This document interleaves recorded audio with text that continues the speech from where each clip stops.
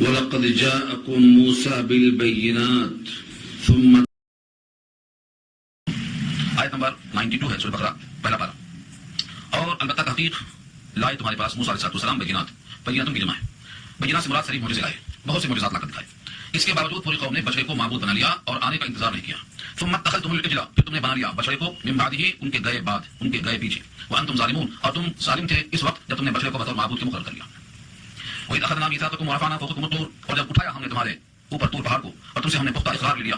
وہ اقرار یہ تھا کہ تم کو جو تورات کے مضامین دیے گئے ہیں ان کو خوب قوت کے ساتھ پکڑو اور اس کو مانو. خذوا ما آتیناکم، پکڑ لو جو کچھ تم کو ہم نے دیا بقوت، پوری طاقت کے ساتھ. واسمعوا، اور سنو. قالوا سمعنا وعصینا، تو بولنے لگے ہم نے سنا اور نہ مانا. سمعنا مانے سنا ہم نے، وعصینا اور ہم نے نافرمانی کیا. یعنی کوہ طور پہاڑ سب پہ معلق تھا تو سمعنا کہا، اور وہ پہاڑ ہٹ گیا تو عصینا کہا، نافرمانی کیا ہم نے. وَأُشْرِبُوا فِي قُلُوبِهِمُ الْعِجْلَ بِكُفْرِهِمْ، اور پلائی گئی ہے ان کے دلوں میں محبت بچڑے کی، ان کے کفر کی وجہ سے. بچڑے کی محبت دل میں پیوست ہوگی. قل، آپ کہہ دیجیے، بئس ما یأمرکم بہ ایمانکم، بہت بری ہے وہ بات جو تم کو تمہارا ایمان سکھاتا ہے. ان کنتم مؤمنین، اگر تم مومن ہو. مومن ہو کر بھی تم بچڑے کی پرستش کرتے ہو. اگر تمہارا ایمان تم کو یہ سکھاتا ہے تو بہت بری بات سکھاتا ہے، کیونکہ صاحب ایمان تو اللہ کی پرستش کرتا ہے نہ کہ بچڑے کی. یہودیوں کا عقیدہ تھا جنت میں ہم صرف جائیں گے اور کوئی نہیں جائے گا. ان کی تردید کی اللہ نے. قل، آپ کہہ دیجیے، ان کانت لکم الدار الآخرۃ خالصۃ، قل ان کانت لکم الدار الآخرۃ عند اللہ خالصۃ، کہہ دو اگر ہے تمہارے لیے دار آخرت اللہ کے پاس تنہا تنہا صرف تمہارے لیے، من دون الناس، لوگوں کو چھوڑ کر، تو دنیا کی مشقت کیوں جھیل رہے ہو؟ فتمنوا الموت، مرنے کی آرزو کر لو، ان کنتم صادقین، اگر تم سچے ہو. فرمایا نبی صلی اللہ علیہ وسلم نے کہ اگر تمنا موت کر لیتے تو ان کی موت فوراً آ جاتی، لیکن یہ ہرگز ہرگز تمنا موت نہیں کریں گے، اس لیے کہ ان کو اندر سے خوب معلوم ہے کہ ہم نے کوئی اچھا کام نہیں کیا ہے، ہم مرتے ہی پکڑے جائیں گے. چنانچہ ولن یتمنوا میں لفظ لم سے اللہ نے ارشاد فرمایا، لم ہرگز ہرگز نہیں تمنا کریں گے. لم ترجمہ ہے، اور ہرگز آرزو نہ کریں گے موت کی. ولن یتمنوا ابدا، ابدا مانے کبھی بھی تمنا موت نہ کریں گے. کیوں؟ بما قدمت ایدیہم، جو ان کے ہاتھوں نے آگے بھیجا ہے گناہ، اس خوف سے کبھی تمنا موت نہیں کریں گے. واللہ علیم بالظالمین، اور اللہ جانتے ہیں ظلم کرنے والوں کو، گنہگاروں کو خوب جانتے ہیں. تمنا موت تو کیا کرتے ہیں؟ الٹا دنیا کی حیات پر حریص ہیں، جب تک یہ یہیں کا عیش کرنا چاہتے ہیں. ولتجدنہم، البتہ آپ ضرور ان کو پائیں گے، احرص الناس علی حیات، دنیا کی حیات پر لوگوں میں سب سے زیادہ حریص انہی یہودیوں کو پائیں گے. ومن الذین اشرکوا، اور ان لوگوں سے جنہوں نے شرک کیا ہے، مشرکوں سے بھی زیادہ یہ حریص ہے. یود احدہم، ان میں سے ایک آدمی چاہتا ہے، دل سے تمنا رکھتا ہے، لو یعمر الف سنہ، الف ہزار سنہ سال، یعمر کاش یہ عمر دیا جاتا 1000 سال. 1000 سال کیوں جینا چاہتے ہیں؟ کیونکہ ان کو معلوم ہے گناہ زیادہ ہے، مرتے ہی پکڑے جائیں گے. اس لیے تمنا موت تو کیا کرتے لوگوں میں سب سے حریص ہیں، مشرکین سے بھی زیادہ حریص ہیں. وما هو بمزحزحه من العذاب ان يعمر، حالانکہ وہ عذاب سے بچنے والے نہیں ہیں عمر دیے جانے سے. اس قدر جینے سے 1000 سال بھی جئیں گے تب بھی مرنے کے بعد عذاب سے بچنے والے نہیں ہیں. اللہ بصیر بما يعملون، اللہ دیکھتے ہیں جو وہ کر رہے ہیں. یہودیوں کا حضرت جبریل سے اندر سے تناؤ تھا، جبریل کو پسند نہیں کرتے تھے. جبریل نے لا کر قرآن دیا ہے. جبریل نے قرآن کریم میں یہودیوں کے اوپر لعنت اور غضب کی آیتیں نازل کی ہیں. یہودیوں سے بہت سی وجوہات کی بنا پر وہ اناد رکھتے تھے. جواب دیا رب کریم نے. قل، آپ کہہ دیجیے، من کان عدوا لجبریل، جو دشمن ہوگا جبریل کا، فإنه نزله على قلبك بإذن الله، تو بے شک جبریل تو وہ ہیں جنہوں نے اتارا ہے یہ کلام آپ کے دل پر اللہ کے حکم سے. وہ کلام مصدقا لما بین یدیہ، تصدیق کرنے والا ہے ان تمام باتوں کی جو ان کے ہاتھوں کے درمیان مراد سامنے ہیں، تورات کی، انجیل کی، زبور کی، سب کی تصدیق کرتا ہے. وہدن، اور راہ دکھاتا ہے. وبشرا، اور بشارت دیتا ہے، للمؤمنین، ایمان والوں کو. اس لیے اس قرآن کریم کو اتارنا یہ جو عمل جبریل کا ہے یہ خدا کے حکم سے. اب سنو، جو دشمن ہوگا جبریل کا اس کو کس کس سے لڑنا پڑے گا؟ من کان عدوا للہ وملائکتہ ورسلہ وجبریل ومیکائیل فإن اللہ عدو للکافرین، جو شخص دشمن ہوا اللہ کا، اس کے فرشتوں کا، اس کے رسولوں کا، اور خصوصاً جبریل کا اور میکائیل کا، تو بے شک اللہ دشمن ہے کافروں کے. جو ان کے ساتھ دشمنی کرے گا وہ اللہ سے دشمنی کرتا ہے، کیونکہ یہ سب وہی کرتے ہیں جو اللہ کا حکم ہوتا ہے. ان سے دشمنی کرنا حقیقت اللہ سے دشمنی کا اظہار کرنا ہے. وَلَقَدْ أَنزَلْنَا إِلَيْكَ آيَاتٍ بَيِّنَاتٍ، اور تحقیق ہم نے اتارا ہے آپ کی طرف واضح نشانیاں، واضح آیتیں، روشن آیتیں. وَمَا يَكْفُرُ بِهَا إِلَّا الْفَاسِقُونَ، اور انکار نہ کریں گے ان کا مگر وہی جو نافرمان ہے. نافرمانی اور فسق ان کو بھاتی ہے ناشکری کرنے کا. اب كلما عاهدوا عهدا نبذه فريق منهم، کیا جب کبھی انہوں نے عہد کیا ہے، کوئی قرار کیا ہے، نبذه تو اس کو پھینک دیں گے. فريق منهم، ان میں سے ایک جماعت ان میں سے ان کے قول کو پھینک دیا. بل اکثرهم لا يؤمنون، بلکہ ان میں سے اکثر لوگ ایمان نہیں رکھتے، بیا اکثر اس کے اندر فاسق ہیں. ولما جاءهم رسول من عند الله، اور جب آئی ان کے پاس کوئی کتاب یا کوئی اللہ کا رسول ان کے پاس آیا، جبکہ وہ رسول بھی مصدق لما معهم، جو ان کے پاس کتاب ہے ان کی تصدیق کرنے والا ہے. کوئی نبی سابقہ کتاب کی تکذیب نہیں کرتا بلکہ تصدیق کرتا ہے، تو مصدق یہاں صفت رسول کی. ایسا رسول ان کے پاس آیا جو ان کی کتاب کی تصدیق کرنے والا. نبذا، پھینک مارا، پھینک دیا. نبذا ینبذ کے معنی پھینک دینا.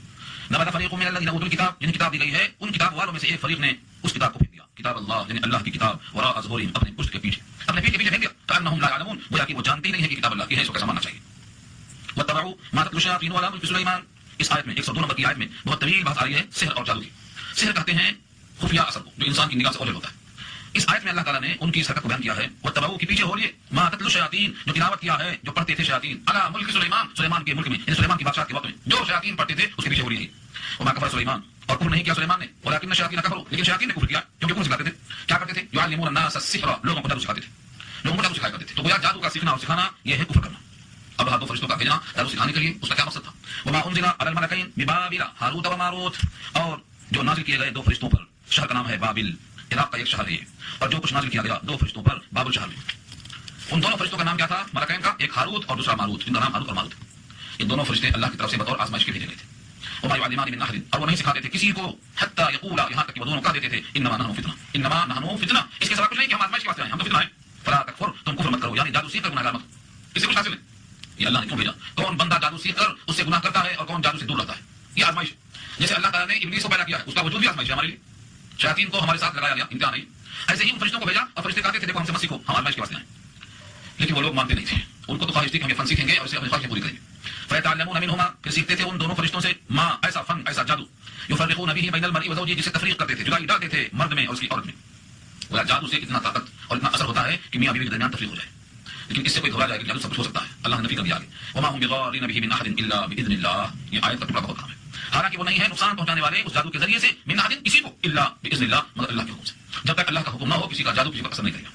جادو میں فی نفسی اثرات ہیں. ایک طبقہ ہے اہل قرآن جو جادو کے وجود کا منکر ہے، حالانکہ جادو کا وجود ہے اور اس پر بہت سی آیتیں موجود ہیں. وَيَتَعَلَّمُونَ مَا يَضُرُّهُمْ وَلَا يَنفَعُهُمْ، اور سیکھتے ہیں وہ چیز جو نقصان کرے ان کا اور فائدہ نہ کرے. فائدہ جادو سے نہیں ہو سکتا کبھی بھی، ہاں نقصان ہو سکتا ہے. میاں بیوی میں تفریق ہو گئی، نقصان ہے، فائدہ کیا ہو؟ فائدے کی چیز نہیں ہوتی. ما يضرهم، جو ان کو نقصان کرے وہ تو سیکھتے ہیں. ولا ينفعهم، ان کو نفع نہیں دے سکتا. ولقد علموا لمن اشتراه ما له في الاخره من خلاق، البتہ خوب جانتے ہیں لوگ، خوب جان چکے ہیں. لمن اشتراه، کہ جس نے اختیار کیا ہے جادو کو، یعنی اس کو حاصل کیا ہے، ما له في الاخره من خلاق، تو آخرت میں اس کا کوئی حصہ نہیں. جادو سیکھنے والا اس جادو کی وجہ سے غلط کام میں پڑ کر اپنے ایمان کو کھو دیتا ہے، اس لیے آخرت میں اس کا حصہ نہیں رہتا. ولبئس ما شروا به انفسهم، البتہ بہت بری ہے وہ چیز جس کو انہوں نے خریدا ہے اپنے جان کے بدلے میں. بہت ہی بری چیز ہے جس کے بدلے بیچا انہوں نے اپنے آپ کو. لو كانوا يعلمون، کاش کہ یہ بات ان کو سمجھ میں آ جاتی. ولو انهم امنوا واتقوا، اور اگر بے شک وہ لوگ ایمان لے آتے اور تقوی اختیار کر لیتے، لمثوبۃ من عند الله خیر، تو بدلہ پاتے اللہ کے پاس سے بہتر. لو كانوا يعلمون، کاش کہ ان کو یہ بات سمجھ میں آ جاتی اور اس کو وہ جان لیتے تو ہرگز یہ غلطی نہ کرتے. کہ اگر وہ یہودی ایمان لے آتے اور تقوی اختیار کر لیتے تو جو تقوی اختیار کرنے پر بدلہ اللہ کے پاس سے ملتا وہ بہتر ہوتا. کاش وہ بات جان لیتے. یہودیوں کی بہت سی شرارتوں کا ذکر اوپر آ چکا ہے. ان کے اخلاق کی گراوٹ کا بھی حال قرآن بیان کرتا ہے. ایک لفظ ہے راعنا، رے الف عین نون الف، راعنا. راعنا کا لفظ نبی کریم صلی اللہ علیہ وسلم کو مخاطب کرتے ہوئے یہودی استعمال کرتے تھے، جس کے دو معنی نکلتے ہیں. ایک راعنا کے معنی آتے ہیں ہماری رعایت کیجیے، ہمارا خیال رکھیے، ہم پر نظر رکھیے. تو راعنا کے معنی ہماری رعایت کرنا، نظر کرم کرنا، یہ ظاہری معنی. اور دوسرے معنی ہوتے ہیں راعنا کے ہمارے چرواہے. یہ بھی معنی اس کا ہے، کیونکہ راعی کہتے ہیں چرانے والے کو، جو بکریاں چرائے، اونٹ چرائے، اس کو راعی کہتے ہیں. اور اس میں نون زبر نہ لگائے تو ہمارے، تو ملا کر ہوگا ہمارے چرواہے. یہ دو معنی عربی زبان کے لحاظ سے ہوتے ہیں. اور ان کی جو زبان الگ تھی، اس زبان میں راعنا کے معنی کوئی گالی کے ہوتے تھے. وہ عربوں کو پتہ بھی نہیں چلتا. جیسے آپ تیلگو آپ کو نہیں آتی، تیلگو میں کیا کہا آپ کو پتہ نہیں چلتا. تو اس زمانے میں جو ان کی زبان تھی یہودیوں کی، اس زبان میں راعنا میں کچھ گالی کا مفہوم بنتا ہے. ایسے لفظ کو بول کر نبی کی محفل میں خوش ہوتے تھے کہ پہلے ہم تنہا مذاق اڑاتے تھے، اب ہم کو دیکھا دیکھی کمزور مسلمان بھی نبی کو راعنا کہہ کر مخاطب کرتے ہیں، گویا ہمارے ساتھ مذاق میں یہ بھی شریک ہو گئے. اس طرح سے وہ خوش ہوتے تھے. اب تک تو ہم اکیلے ہی کرتے تھے استہزاء، اب ہمارے ساتھ مسلمانوں کا ایک گروہ بھی شامل ہو گیا، یہ کہہ کر اندر اندر خوش ہوتے تھے. اللہ تعالیٰ نے ایمان والوں کو خطاب کر کے لفظ راعنا کے استعمال سے روک دیا. کہا کہ راعنا کا استعمال ہی مت کرو. یا ایھا الذین آمنوا، اے وہ لوگ جو ایمان لے آئے ہو، لا تقولوا، مت کہو راعنا، یعنی راعنا مت کہو. لا تقولوا کا مفعول راعنا ہے، راعنا کا لفظ مت کہو. پھر اس کے بدلے میں کیا کہا جائے، اس کا بدل کیا ہے؟ فرمایا وقولوا، اور کہو انظرنا، ہم پر نگاہ کرم ڈالیے، واسمعوا، اور ہماری بات کو سن لیجیے. یعنی جو جملے بالکل واضح ہیں ایسے جملے استعمال کرو. انظرنا کہو، واسمعوا کہو. جس جملے میں دوسرے معنی کا احتمال ہے ایسے لفظ کا استعمال کیوں کرو؟ یہاں سے فقہاء نے کئی مسائل کا استعمال اس طرح کیا ہے کہ جس لفظ میں مشابہ ہو، جس لفظ میں شبہ ہو، جس لفظ میں کسی اور چیز کے معنی کا احتمال ہو، جس میں کسی کی دل شکنی ہو، جس میں کسی کو دھوکہ ہو سکتا ہو، ایسے لفظوں کے استعمال سے بچنا چاہیے. خاص طور سے مذہبی معاملات میں کسی نے کہا یہ دعا پڑھ لو اور آپ نے شروع کر دیا پڑھنا اس کے بولنے سے، اور اس میں پورے الفاظ شرک بھرے ہوئے ہیں، تو گناہگار تو وہ بھی ہوگا لیکن آپ بھی تو ہو رہے ہیں. تو خاص طور سے ایسے الفاظ جس میں شائبہ شرک ہو یا شائبہ خطا ہو یا گناہ کا امکان ہو، ایسے لفظ کو استعمال کرنے سے اللہ نے روکا ہے. لہذا ایسے لفظ کا استعمال کرنا چاہیے جو بالکل بے غبار ہو، صاف ستھرا لفظ ہو، خاص طور سے اللہ رسول کے معاملے میں، تاکہ گستاخی رسول کا ارتکاب نہ ہو، تاکہ عقیدہ خراب نہ ہو، تاکہ کسی طریقے سے بد اخلاقی کا الزام نہ ہو. ایسے لفظوں کا استعمال کرنا چاہیے جو بالکل صاف ستھرے ہوں. یہ اس آیت کا ظاہری مطلب ہے. تو پہلی بات ظاہر کرنا ہے کہ یہودی اتنے شریر ہوتے ہیں کہ ایسے بد اخلاقی کا مظاہرہ کرتے ہیں، اور مومن کو ایسے لفظوں سے اجتناب کرنا چاہیے. وللکافرین عذاب علیم، اور کافروں کے لیے المناک عذاب ہے. یعنی یہاں کافروں کا ذکر نہیں ہے لیکن کافرین کے لیے عذاب ہے. المناک کیوں کہا؟ یعنی جو نبی کے ساتھ ایسے بد اخلاقی کا مظاہرہ کرے گا، اس کے ایمان میں، اس کے ایمان کے چلے جانے میں اب شبہات کی گنجائش کہاں ہے؟ جس کے دل میں نبی کی عظمت کے بجائے نبی سے مذاق کرنے کا سوچ رہا ہو، وہ ایمان والا کیسے ہو سکتا ہے؟ یعنی ظاہر کر دیا بد اخلاقی اللہ و رسول کے ساتھ، استہزاء اور تمسخر اللہ و رسول کے ساتھ، یہ کفر ہے، ایمان کے سرد ہونے کا ذریعہ. اس لیے فرمایا وللکافرین عذاب علیم، اور کافروں کے لیے المناک عذاب ہے.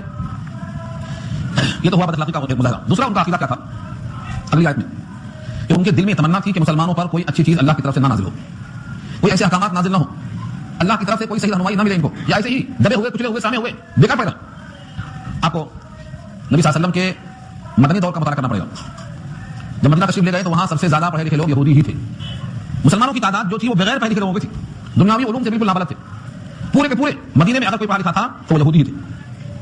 اس لیے ان یہودیوں کا خیال یہ تھا کہ ہمارا جو اختصاص ہے ہم پورا علمی طور پر تفوق اور برتری رکھتے ہیں، یہ اعلیٰ حاضری باقی رہے، اس علم کے میدان میں یہ مسلمان ہمارے ساتھ کھڑے ہونا بہت دور کی بات ہے، ہمارے ساتھ چلنے کی بھی امید نہ رکھنا، بلکہ ان پر اللہ کی طرف سے کوئی رہنمائی کوئی ہدایات نازل نہ ہو، ان کو یہ بات پسند نہیں تھی۔ اگلی آیت کا مضمون یہ الفاظ دیکھیں، ما یود الذین کفروا من اہل الکتاب ولا المشرکین، ما یودو نہیں چاہتے تھے، ودا یودو کے معنی دل سے چاہنا، دل سے تمنا رکھنا، آرزو رکھنا، خالی اوپر سے چاہنے کے واسطے لفظ ودا نہیں آتا، ودا آتا ہے جب دل سے خواہش ہو، چنانچہ اسی طرح ہے ودود، ودود کے معنی جو دل سے چاہے، اللہ کے ناموں میں سے ایک لفظ ہے الودود، وهو الغفور الودود، سورہ بروج میں آیا ہے۔ اللہ کے اس نام میں محبت کا جذبہ ابھارنے کے الفاظ ہیں۔ بعض مفسرین لکھتے ہیں اگر کسی کو کسی سے محبت میں ناکامی ہو، شوہر بیوی کو نہ چاہتا ہو تو یا ودود کا ورد کرے محبت پیدا ہوگی، تو اس کے نام کا اثر ہے۔ تو ودا یودو کے معنی آتے ہیں دل سے چاہنا۔ ترجمہ کیا شاعر نے، ذرا بھی پسند نہیں ہے کافروں کو، ذرا بھی پسند نہیں ہے کافروں کو۔ کیسے کافر؟ کافروں کی دو شکلیں، من اہل الکتاب ایک، ولا المشرکین دو، یعنی وہ کافر چاہے اہل کتاب میں سے ہوں اور چاہے وہ کافر مشرکین مکہ میں سے ہوں، ان دونوں میں ذرا برابر یہ بات پسند نہیں تھی، ان ينزل علیکم کہ تم پر نازل ہو من خیر کوئی بھلائی کی بات، من ربکم تمہارے رب کی طرف سے، رب کی طرف سے ان کو تو ملتا جائے مگر تم کو کچھ نہ ملے۔ یعنی ہر نبی بنی اسحاق میں سے ہوتا آیا ہے، اب بنی اسماعیل میں سے کوئی نبی کیسے آیا، ان کو یہ بات پسند نہیں تھی۔ نبی کریم صلی اللہ علیہ وسلم کا سلسلہ نسب کہا جاتا ہے ابراہیم تک، لیکن توسط سے اسماعیل جاتا ہے۔ بنی اسماعیل میں کوئی اور رسول نہیں آئے، صرف محمد صلی اللہ علیہ وسلم آئے، اور جبکہ ابراہیم کے دوسرے بیٹے اسحاق جن کے نسب میں اتنے نبی آئے کہ آپ شمار بھی نہیں کر سکتے، ہر نبی اسماعیل کے بعد جتنے نبی آئے سب بنی اسحاق میں سے آئے۔ اسحاق کے بیٹے یعقوب، یعقوب کے بیٹے یوسف، یوسف کے 12 بھائی، اور حضرت موسیٰ کا خاندان بھی یوسف سے چلا آیا، حضرت زکریا، جتنے بھی اس سلسلے میں آئے، یعنی حضرت اسماعیل کے بعد جتنے نبی آئے سب بنی اسحاق میں آئے۔ اسماعیل میں صرف ایک ہی نبی آئے، وہ ہے سید الرسول۔ ان کو یہ بات پسند تھی کہ وہ ایک رسول بھی ہم ہی میں سے کو نہیں آئے، اس لیے وہ رسول اللہ کو نہیں مانتے تھے۔ یعنی نبی صلی اللہ علیہ وسلم پر ان کو اس لیے غصہ تھا کہ یہ بنی اسماعیل میں سے کیوں پیدا ہوئے، بنی اسحاق میں سے کیوں نہیں آئے، اس لیے ان کو ذرا برابر پسند نہیں تھا، نہ مشرکین کو اور نہ یہودیوں کو، کہ وہ تم پر اترتا ہوا خیر کو برداشت کر سکیں۔ اس کا جواب دیتے ہیں اللہ، یعنی اگر اللہ تعالیٰ کسی کو اپنی رحمت کے لیے خاص کر لیتے ہیں تو اس میں آپ کو تکلیف کیا ہو رہی ہے؟ اللہ کو تو خوب معلوم ہے کہ رسالت کا مستحق کون ہے، جب اس نے سمجھا مستحق بنی اسحاق کو دیا، اور جب اس نے سمجھا مستحق بنی اسماعیل کو دیا، اللہ کو خوب معلوم ہے رسالت کا حقدار کون ہے۔ اللہ اعلم حیث یجعل رسالتہ، 8واں پارہ کی آیت واضح کرتی ہے اللہ کو خوب معلوم ہے کہ رسالت کو کس دل میں رکھا جائے۔ اللہ اعلم حیث یجعل رسالتہ، کہاں رکھے؟ جو شخص اللہ کی عطا پر تکلیف میں ہے وہ گویا اللہ کی تقسیم پر راضی نہیں ہے، اور جو اللہ کی تقسیم پر راضی نہ ہو وہ گویا اللہ پر راضی نہیں ہے، اور جو اللہ پر راضی نہ ہو اس کا ایمان کیا مطلب؟ اس لیے کہتے ہیں حسد نیکیوں کو کھا جاتا ہے۔ حسد کیوں کرتا ہے کسی پر کوئی کہ اللہ نے اس کو اتنا کیوں دیا؟ معلوم ہوا اللہ کی عطا پر اس کو تکلیف ہے، اللہ کی تقسیم پر تکلیف ہے۔ اللہ فرماتے ہیں اللہ یختص برحمتہ من یشاء، اللہ خاص کر لیتے ہیں اپنی رحمت کے ساتھ جس کو چاہتے ہیں، ان کی مرضی۔ اللہ جو کرتے ہیں کوئی نہیں پوچھ سکتا، اللہ سب سے پوچھیں گے، اللہ سے کوئی نہیں پوچھ سکتا۔ اللہ نے خاص کر لیا رحمت کے واسطے جس کو چاہتے ہیں، تو آپ اس میں تکلیف کی بات نہیں ہے، بلکہ مومن یہ ہے جو اللہ کے ہر فیصلے پر راضی ہو، راضی برضا ہونا اس کا ایمان ہے۔ اس پر ایک روایت مجھے یاد آئی بخاری میں، نبی کریم صلی اللہ علیہ وسلم نے صحابہ سے فرمایا تمہاری مثال اور سابقہ امتوں کی مثال ایسی ہے، اچھا سن لو، تمہاری مثال اور سابقہ امتوں کی مثال ایسی ہے، ایک شخص نے ایک مزدور رکھا، کہا یہ کام کرو تم کو 1 قیراط ملے گا، قیراط کا مطلب سمجھو 1 روپیہ ملے گا، قیراط تو کہتے ہیں پیمانے کو، وہ ہاتھ کے پہاڑ کے برابر اس کا پیمانہ ہوتا ہے، 1 قیراط برابر ہے وہ ہاتھ کے پہاڑ کے برابر۔ جنازے کی روایت میں ہے جنازہ پڑھنے والے کو 1 قیراط ملتا اور ساتھ جا کر دفن کر رہا تو 2 قیراط ملتا۔ قیراط کتنا ہوتا ہے؟ فرمایا 1 قیراط برابر ہے وہ ہاتھ کے پہاڑ کے، اتنی نیکی ملتی ہے جنازے میں ساتھ جانے سے۔ تو ایک مالک نے کہا تم یہ کام کرو تم کو 1 قیراط ملے گا، اس نے کہا ٹھیک ہے، کام کرتے کرتے دوپہر میں کہا بھائی میں تھک گیا ہوں میرے بس کی بات نہیں، میں کام نہیں کرتا جنا دے دو، مالک نے کہا ٹھیک ہے یہ 1 قیراط دے لو۔ دوسرا مزدور لایا گیا، اس نے کہا کہ میں یہ کام کرنے پر تمہیں 1 قیراط دوں گا، اس نے ظہر سے لے کر عصر تک کام کیا اور تھک گیا، کہا بس اب میرے بس کی بات نہیں ہے جو دینا دے دو، اس نے بھی 1 قیراط دے دیا، چلا گیا، ابھی کام باقی ہے۔ تیسرا مزدور لایا گیا جس نے عصر سے مغرب تک کام کیا اور کام مکمل کر دیا، مالک نے خوش ہو کر اس کو 2 قیراط دیا۔ پہلے والے دونوں مزدور واپس آئے، کہا یہ کیا بات ہے، صبح سے دوپہر تک زیادہ وقت ہم نے کیا کام اور ہم کو 1 قیراط ملا، اور ظہر سے لے کر عصر تک زیادہ وقت کام کیا ہم کو بھی 1 قیراط ملا، اور یہ عصر سے مغرب تک کم ٹائم میں تھوڑا سا کام کیا ان کو 2 قیراط ملا۔ مالک نے پوچھا یہ بتاؤ تمہارا حق ہم نے کچھ کم کیا؟ کہا ہمارا حق کچھ بھی کم نہیں کیا، جتنا وعدہ کیا تھا اتنا ہی دے دیا، بلکہ کام نہ کرنے کے باوجود دے دیا۔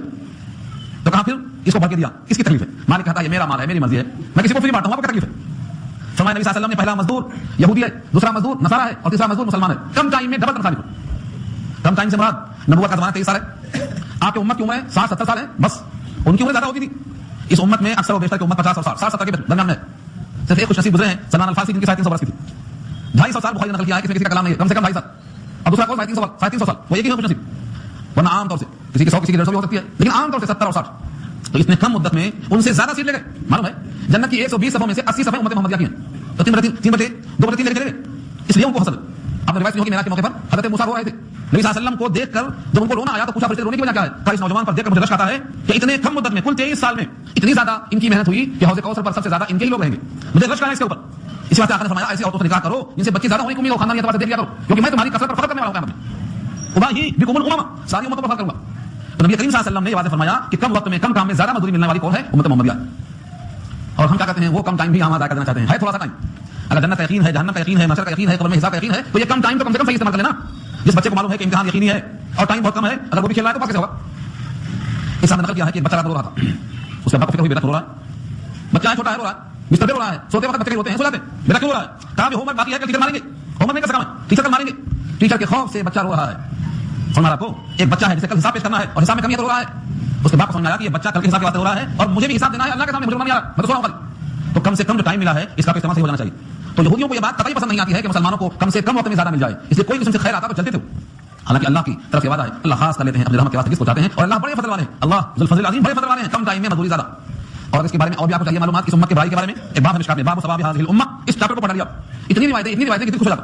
لیکن ایک شرط کیا ہے کہ ہم اس امت کا کامل فرد بن کے دکھائیں.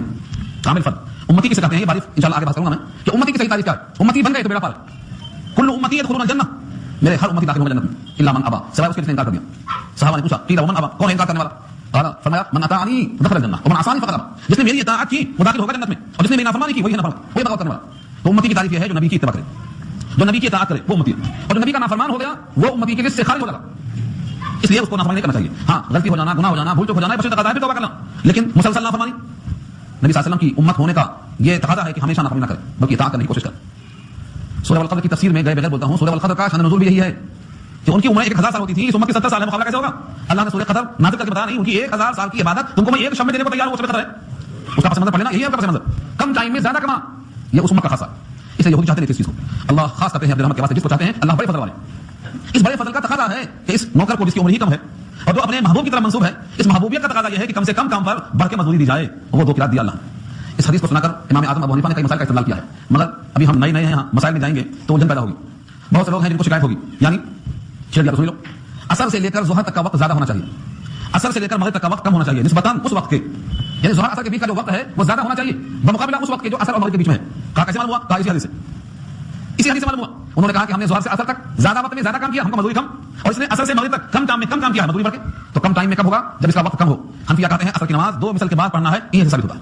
اسی بات حنفی کے نزدیک اثر کی نماز 2 مثل کے بعد پڑھنے کا حکم دیا گیا ہے. اب 2 مثل کیا ہے, 1 مثل کیا ہے, وہ ابھی نہیں, آگے انشاءاللہ آگے بس. اس کے بعد ایک بہت بڑا اعتراض تھا یہودیوں کا کہ قرآن کریم کی آیتیں منسوخ کیوں ہوتی ہیں. نسخ کیا چیز ہے؟ نسخ, پہلے ایک آرڈر آیا, اس کے بعد دوسرا آرڈر آیا, پہلے کو کینسل کر دیا, پہلے ایک جیو نکلا, پھر دوسرا جیو آیا, پہلے کو کینسل کر دیا. یہ جو کینسلیشن ہے نا, اسی کا نام نسخ ہے. اب دنیا والے کہتے ہیں کہ کیا اللہ کو پہلے نہیں معلوم تھا, پہلے ایسی آیت دیا, ایسا حکم دیا, ایسا آرڈر دیا, بعد میں اس کا الٹا دوسرا حکم دے دیا, کیا اللہ کو پہلے خبر نہیں تھی, کیوں ایسا کیا؟ تفسیر میں مفسرین نے پہلے کہا 200 آیتیں منسوخ ہیں, بہت گھٹے گھٹاتے آخر میں شاہ ولی اللہ دہلوی تک بات پہنچی, انہوں نے کہا 5 آیتیں منسوخ ہیں. علامہ سیوطی نے کہا 20 آیتیں منسوخ ہیں, مختلف لوگوں نے. اب ناسخ اور منسوخ کیا چیز ہے؟ اس آیت سے یہ آیت منسوخ ہے, پہلے یہ حکم تھا, اب یہ حکم آیا. مثال کے طور پر 7ویں پارے میں, 5ویں پارے میں, کئی پاروں میں آیتیں ہیں, میں ایک نمونہ دے دوں تاکہ آپ کو اندازہ ہو جائے. قرآن کریم میں اللہ کا حکم یہ ہے کہ جب ہم کبھی کوئی آیت منسوخ کرتے ہیں یا بھلا دیتے ہیں ذہنوں سے, تو اس سے بہتر آیت لاتے ہیں دوسری, یا اس جیسی دوسری آیت لاتے ہیں کم سے کم. حکم تھا جو عورتیں بے حیائی کا ارتکاب کریں تو ان کو گھروں میں قید کر دو یہاں تک کہ وہ مر جائیں, ان کو گھروں میں قید کر دو. فامسکوہن فی البیوت حتی یتوفاہن الموت, یہ آیت ہے. جو عورتیں تم میں بے حیائی کا ارتکاب کریں ان کے لیے سزا کیا تھی؟ گھروں میں قید کر دو.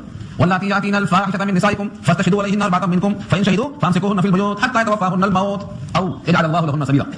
پہلے گواہوں کو طلب کرو, ثبوت ہو جائے تو گھروں میں قید کر دو, جب تک کہ مر نہ جائیں, یا پھر اللہ کو راستہ اور عطا فرما دیں. یہ آیت پر عمل ہوا کہ نہیں ہوا, مگر یہ آیت موجود ہے, حافظ یہاں بہت ہیں, جب چاہے کھول کے چیک کر لو. یہ قرآن کریم کی آیت. اس کے بعد دوسرا حکم آیا کہ اگر عورتیں بے حیائی کا ارتکاب کریں اور گواہ مل جائیں اور شادی شدہ ہوں تو ان کو سنسار کر دینا ہے, اور شادی شدہ نہ ہو تو 100 گولی مارنا ہے. گھر میں قید کرنا موت تک, یہ کینسل ہو گیا. تو جس کو کینسل کر دیا گیا اس کو منسوخ, اور جس آیت کے ذریعے کینسلیشن آیا ہے اس کو ناسخ. یہ قرآن کریم میں بہت. اب کوئی تفسیر کرنے بیٹھ گیا, اسے پتہ نہیں ہے ناسخ کون سی منسوخ کون سی, تو کیا کرے گا؟ حضرت علی کے بارے میں اسی آیت پر لکھا ہوا ہے, ایک صاحب بیان کر رہے تھے مسجد میں بیان. حضرت علی کرم اللہ وجہہ تشریف لائے, پوچھا تم کو ناسخ اور منسوخ کا علم معلوم ہے؟ اس نے کہا نہیں, کہا نکلو آئندہ دوبارہ بولنا نہیں. یعنی قرآن کریم کے بارے میں اس وقت تک گفتگو کرنا درست نہیں جب تک تمہیں ناسخ اور منسوخ کا علم نہ ہو, کیونکہ تم کسی پر زور دے کے کہہ رہے ہیں کہ ایسا ہے, پتہ نہیں تمہیں کہ وہ منسوخ ہے کہ باقی ہے. تو ناسخ اور منسوخ کا علم ہونا چاہیے. ایک اور مثال دے دوں آپ کو. پہلے حکم تھا رمضان کا روزہ آیا, روزہ رکھنے کی طاقت ہے لیکن آپ روزہ رکھنا نہیں چاہتے ہیں تو آپ فدیہ دے دیجیے, فدیہ دے دیجیے. 2 سیر گیہوں یعنی 1 کلو 666 گرام, یہ ایک روزے کا بدلہ. طاقت ہے, جوانی ہے تبھی, یہ پہلا حکم ہے. یہ سب بتایا ہی نہیں آئے گا, جب وہ آیت آئے گی جب بتاؤں گا تو آئے گا, ابھی تو ہم شروع کیا دینا, ابھی تو ایک بار بھی نہیں ہوا. وعلى الذين يطيقونه فدية طعام مسكين فمن تطوع خيرا فهو خير له وان تصوموا خير لكم ان كنتم تعلمون. یعنی روزہ رکھنے کی طاقت ہے پھر بھی دے دو فدیہ. کتنا؟ 1 مسکین کا کھانا, جس کی مقدار بتایا کھانے کی. اور اگر چاہتے ہو کہ روزہ رکھ لو بجائے فدیہ کے, تو تمہارا روزہ رکھنا بہتر ہے فدیہ دینے کے مقابلے میں. یہ بات, یہ حکم تھا. دوبارہ حکم آیا فمن شهد منكم الشهر فليصم, جس کو رمضان کا مہینہ مل جائے اسے روزہ رکھنا چاہیے. پہلا دیو کینسل ہو گیا. اب طاقت ہے اور فدیہ دینا چاہتے ہیں, نہیں فدیہ نہیں چلتا. فدیہ ان کے حق میں باقی رہ گیا جو شیخ فانی ہیں, اتنے بوڑھے ہیں کہ اب ان کو دوبارہ جوانی کی طاقت نہیں, ریوائنڈ تو ہو نہیں سکتے کہ پہلے 90 سال کے تھے 25 سال کے ہو جائیں, اب آگے جانا ہے نا. اتنا بوڑھا کہ اب اس کو طاقت کی امید نہ ہو، اس کو شہر فانی کہتے ہیں. یہ فدیہ اس کے حق میں آج بھی باقی ہے. لیکن بقیہ لوگوں کے واسطے فدیہ دے کر روزہ کھولنا جائز نہیں ہے، روزہ رکھنا ہی ان کے ذمہ فرض ہے. ایسی کم سے کم آپ چاہیں تو 20 آیتیں ملتی ہیں. الفوز الکبیر میں شاہ ولی اللہ دہلوی رحمۃ اللہ علیہ نے 20 آیتیں کوٹ کی ہیں. تو اس آیت میں اسی کا ذکر آ رہا ہے. اللہ فرماتے ہیں ما ننسخ من آیت، نہیں منسوخ کرتے ہم کوئی آیت، او ننسیھا ناتی بخیر منها، یا ہم ان کو ذہنوں سے فراموش نہیں کرتے مگر لاتے ہیں بہتر اس سے، او مثلھا یا اسی کی طرح. تو بیا اللہ منسوخ بھی کرتے ہیں، اللہ ناسخ بھی کرتے ہیں، اللہ اسے بہتر لاتے ہیں کبھی جیسی آیت لاتے ہیں. اب رہا یہ اشکال، کیا اللہ کو پتہ نہیں کہ پہلے سے حکم ایسا کر دیتے؟ یہ چینجنگ کیوں ہو رہی ہے؟ چینجنگ تو ہوتی ہے نامعلوم ہونے کی وجہ سے، اور اللہ کا علم ہر چیز کو محیط ہے. اس کی ایک مثال دیا ہے کہ منسوخ کی 3 شکلیں، لیکن تینوں شکلوں کو عوام سے کوئی تعلق نہیں ہے. اس کی ایک شکل بتاتا ہوں جو عام سمجھ میں آتی ہے. ایک حکیم صاحب کے پاس گیا. حکیم صاحب کو معلوم ہے کہ یہ مریض کو 1 مہینہ دوا کھلانا پڑتا، لیکن شروع کے 10 دن یہ دوا ہے اور اتنی مقدار ہے، اس کے بعد کے 10 دن میں دوسری دوا ہے اس کی اتنی مقدار ہے، اور اس کے بعد کے 10 دن میں یہ دوا ہے اور اتنی مقدار ہے.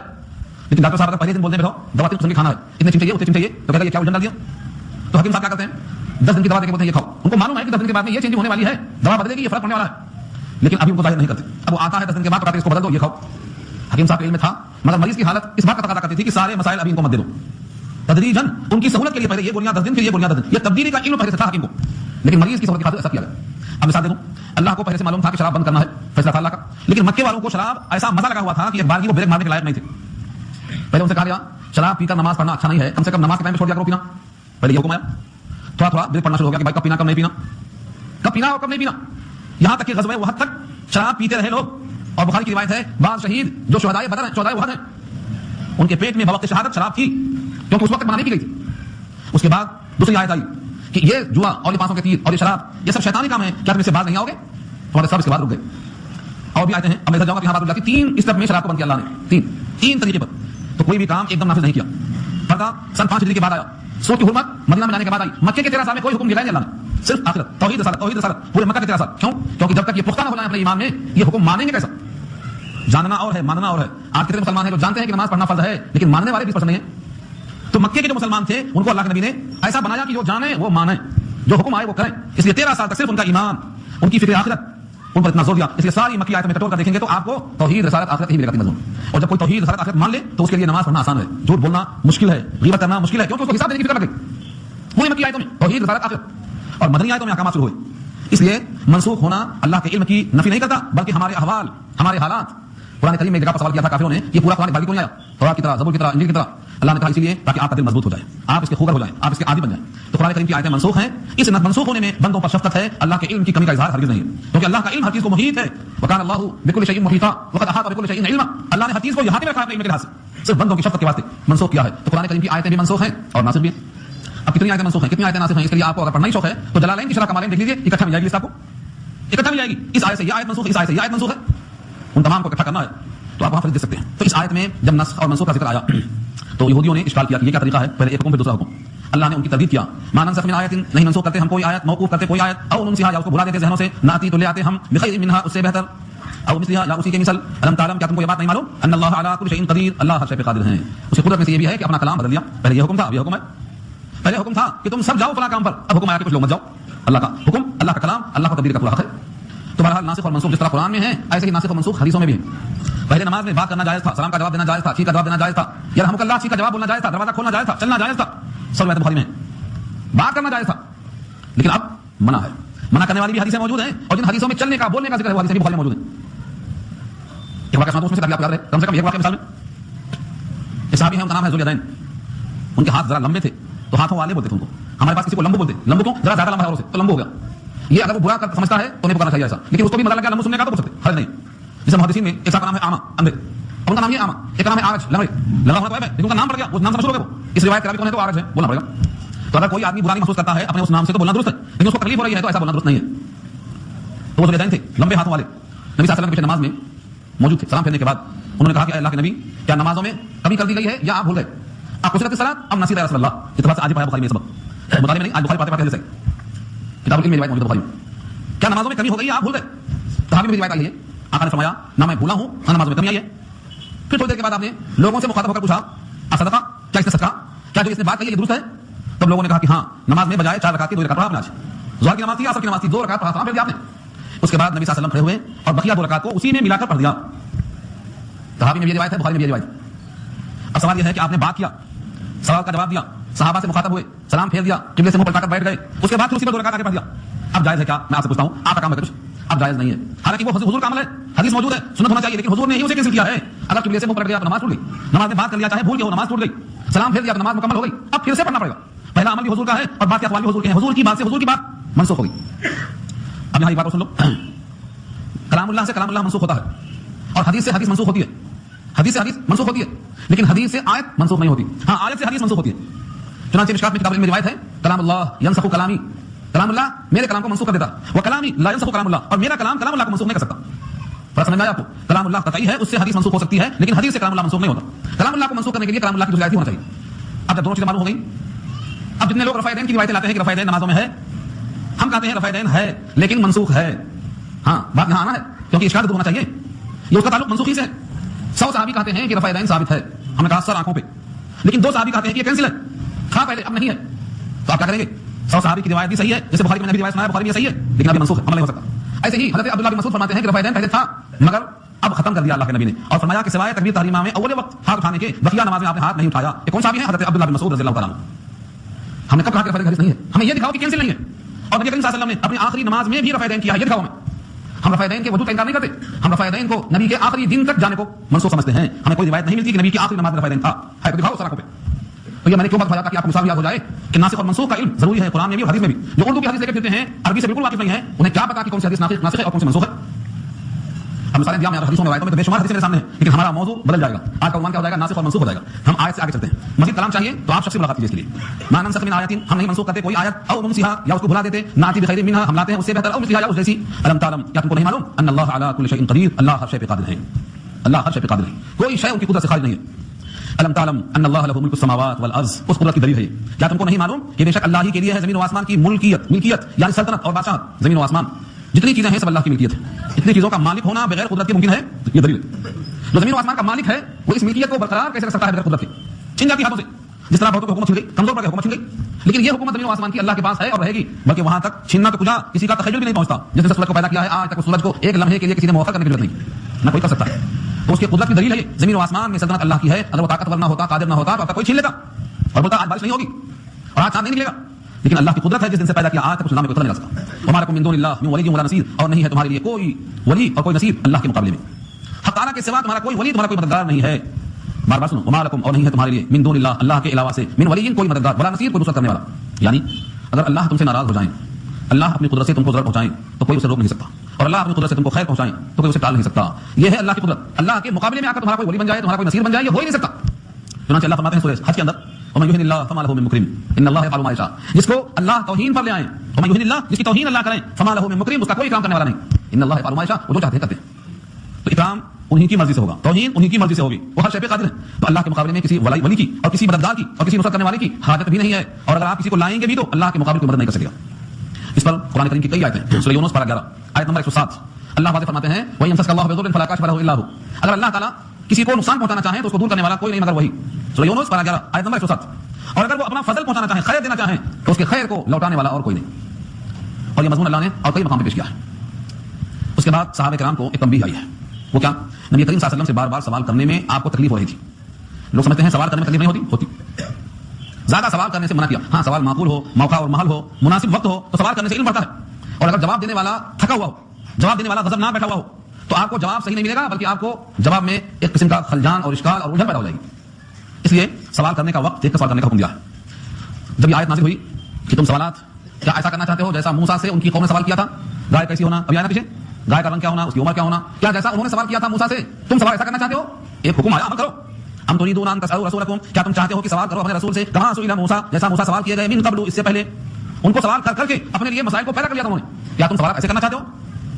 7واں پارہ سورہ مائدہ کے آخر میں اللہ فرماتے ہیں لا تسألوا عن اشیاء ان تبد لكم تسؤكم، ایسی سوالات میں باتیں مت پوچھو کہ اگر تم پر ظاہر کر دی جائیں تو تم کو تکلیف ہو جائے، خصوصاً اس زمانے میں جب قرآن نازل ہو رہا تھا، اس لیے کہ تم سوالات کر کے اپنی دل تنگی کا سامان فراہم کرو۔ تو سوالات زیادہ نہیں کرنا چاہیے، لوگ سمجھتے ہیں یہ قربت کی دلیل ہے، یہ تو تھکانے کی دلیل ہے۔ حضرت عبداللہ بن عباس کے بارے میں آتا ہے، وہ کسی عالم کے پاس جاتے، حضرت عبداللہ بن عباس خود عالم، عباس کے بیٹے، مفسر قرآن، لیکن جب وہ کسی کے پاس جاتے، کسی صحابی کے پاس جاتے تو کھٹکا نہیں مارتے کہ میرے کھٹکا مارنے سے ان کو اذیت ہوگی، پتہ نہیں کس موقف میں بیٹھ جاتے۔ جب وہ خود کسی کام سے باہر نکلتے تب بھی متوجہ نہ ہوتے، جب وہ خود پوچھتے کہ آپ کا مجھ سے کچھ کام تو نہیں ہے، آپ یہاں کیوں بیٹھے ہیں، تو اپنا مدعا پیش کرتے، اور لوگ بولتے کہ آپ ایسا کیوں کرتے، اگر آپ نے ہمیں بلا لیا ہوتا، کھٹکا مار کے اطلاع کر دیا ہوتا تو آپ کو اذیت نہ ہوتی۔ وہ فرماتے تھے عالم اپنی قوم میں ایسا ہوتا ہے جیسے نبی اپنی امت میں ہوتا، العالم فی قومه کالنبی فی امته. روح المانی مشہور کتاب تفسیر تھی، 16 جلدوں میں ہے، علامہ آلوسی کی لکھی ہوئی ہے. سورہ حجرات کی تفسیر میں ابن عباس کا یہ قول وہاں نقل کیا کہ عالم اپنی قوم میں ایسا ہوتا ہے جیسے نبی اپنی امت میں ہوتا. اس لیے میں کھٹکا مار کر سمجھنا نہیں چاہتا ہوں، یہ ان کا عمل تھا. چنانچہ سورہ حجرات کی کئی آیتیں ہیں کہ نبی صلی اللہ علیہ وسلم جب خود نکلیں اور خود مخاطب ہوں تب ان سے کہو اپنی بات کو. گھر کے باہر سے پکارنے والے بے عقل ہیں، باہر سے پکارنے والے بے عقل ہیں. یہ موبائل حجرات اکثر ہم یاقلون قرآن میں، تو باہر سے پکارنا، بے وقت پکارنا، بے موقع سوال کرنا، اس سے اذیت ہوتی ہے. اور امام بخاری نے باب قائم کیا ہے، اگر امام کو یعنی محدث کو غصہ ہے، غصے کے موقع پر سوال کرنا چاہیے یا رکنا چاہیے ٹھنڈا ہونے تک، باقاعدہ اس نے باب قائم کیا ہے. تو خیر یہاں روکا گیا ہے سوالات کرنے سے، جیسے موسیٰ سوال کیے گئے بار بار، تم ایسے سوالات مت کرو. ومن يتبدل الكفر بالایمان، اور جو کفر کو لے گا ایمان کے بدلے، یعنی ایمان والا ایسا نہیں کرتا کہ نبیوں کو تکلیف پہنچائے. نبیوں کو تکلیف پہنچانا در حقیقت ایمان کو دے کر کفر کو حاصل کرنے کے برابر ہے، یہ مطلب نکلتا ہے. فقد ضل سواء السبیل، تحقیق وہ بھٹک گیا سیدھے راستے سے چلا گیا. آخری آیت اس رکوع کی میں عرض کر دیتا ہوں، اس مضمون میں تھوڑا طوالت ہے. قد كثير من اهل الكتاب لو يردونكم من بعد ایمانكم كفارا حسدا من عند انفسهم. اس آیت میں تھوڑا طویل کلام ہے. قد كثير من اهل الكتاب، اہل کتاب میں سے بہت سے لوگ دل سے خواہش کرتے ہیں کاش تم کو واپس بھیج دیں کافر بنا کر تمہارے ایمان لا چکنے کے بعد، حسد کرتے ہوئے من عند انفسهم، اپنے دلوں میں. بعد اس کے کہ ان کے واسطے حق ظاہر ہو چکا ہے، لہذا ان کو معاف کرو، درگزر کرو یہاں تک کہ اللہ کا حکم آ جائے. اللہ شفیع قادر ہے. اس آیت پر بحث انشاءاللہ میں آئندہ